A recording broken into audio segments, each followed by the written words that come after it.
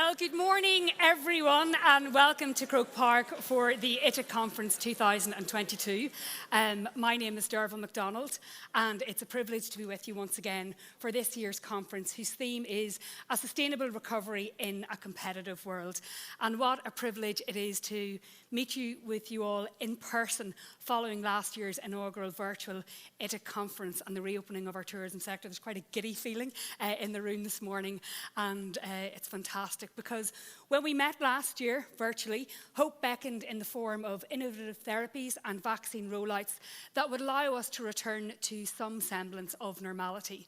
COVID-19 is, of course, still with us, but how privileged are we that science, innovation and collaboration has allowed us to be all here together in the room today. Existential events such as 9/11, the global financial crisis, Brexit and the COVID-19 pandemic were once regarded as individual black swans. But as the invasion of Ukraine has sadly shown, if anyone's looked at gas prices this morning, we'll see the immediate and ongoing impacts of that crisis. But crises are very much now part of our business, social and economic norms. Yet despite all of these challenges, we are in recovery mode, and many opportunities lie ahead, as you'll hear from our stellar lineup of guests, including Minister Catherine Martin, Aer Lingus' new CEO, Lynn Embleton, IATA's Willie Walsh, The Economist, David McWilliams, AIB CEO, Colin Hunt, ITIC Chairperson, Ruth Andrews, and that irrepressible optimist, Professor Luke O'Neill, amongst others. You'll find the conference agenda on the screens all around us, and that will be flagged up so you can see what's happening throughout the course of the day. Well, now, competitiveness and sustainability lie at the heart of our recovery, as you will hear again and again and again today, not least with the publication this morning of the flagship report by ITIC on how the tourism sector can be commercially as well as environmentally sustainable. You can join the conversation online, and we would encourage you to do so. We were trending last year using the hashtag ITICConf22, and I think it's up behind me as well, ITICConf22. And it's a long, long time since I've been able to say this, and it's a pleasure to do so. Please be mindful of your nearest exit in case of an emergency. It's been a long time since I've had to say that at an event, but we have a great day ahead. But before we look ahead, let's have a quick look back at how our tenacious tourism industry fared during that once-in-a-lifetime pandemic.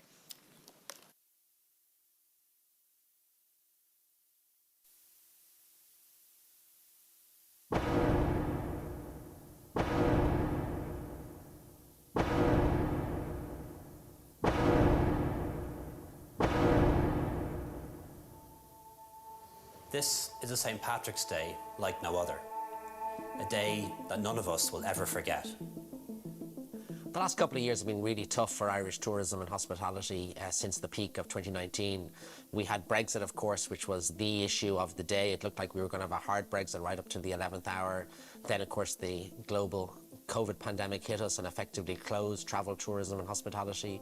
And now the Ukraine crisis, which first and foremost is a humanitarian crisis, but also has very serious economic consequences for the globe, but also for Irish tourism. COVID was certainly an existential challenge for the industry and for the tourism and hospitality sector, one like we've never experienced before. We estimate that it cost Irish tourism over €12 billion.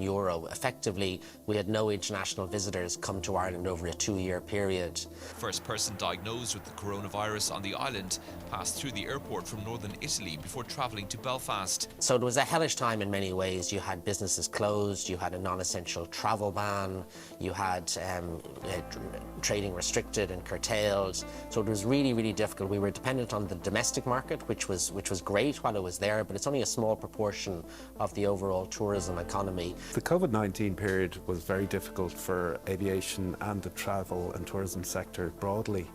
I think particularly so in Ireland, given the stringent nature of the restrictions and how long they lasted. Well, COVID was very, very challenging for the international travel. I mean, obviously, there was only non-essential travel and there was all sorts of restrictions. So eventually, Ireland was closed.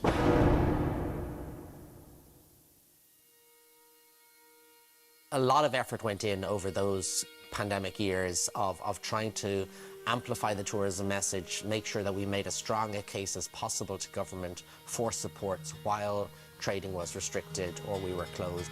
And government, to give them their due, stepped up to the plate, and we benefited significantly from the wage subsidy scheme, from business continuity grants and so on, and it helped industry get through the crisis. Well, what we learned from COVID as a sector, as tourism and hospitality industry, that we had to work together. We worked in a collaborative approach for the betterment of every business across the state. And so many businesses that we're now delighted to see back up and running and rebuilding today really couldn't have been here without that government support.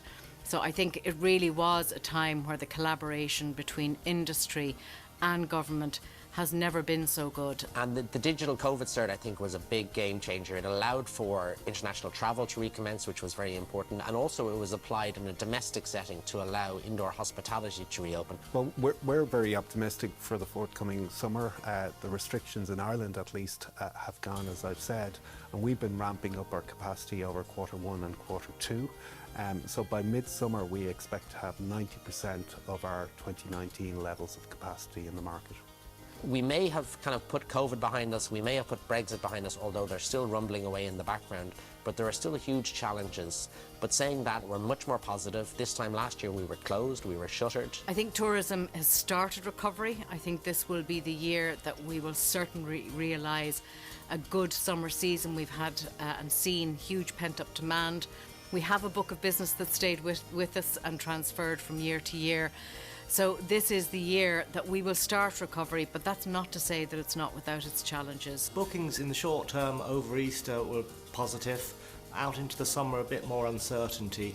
The most important thing now for the future for Ireland and Irish tourism and hospitality business is the 9% VAT rate.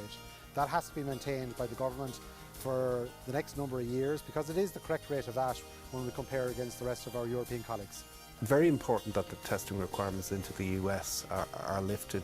I think they represent a deterrent really to both inbound and outbound passengers. The year ahead is looking much more positive, albeit there are challenges that we are dealing with on a daily basis, but you know, we feel that we'll be able to face them together. Our main issue really would be our labour supply. It is a challenge for our members, and also maintaining the VAT is hugely important to us as a sector, and one that we'll be focusing on for the next couple of months.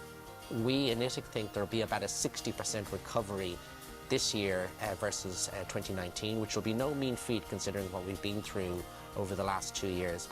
But it's a long, hard, arduous road ahead of us, and we need government to support us and stay the course. And that means pro-business, pro-tourism policies.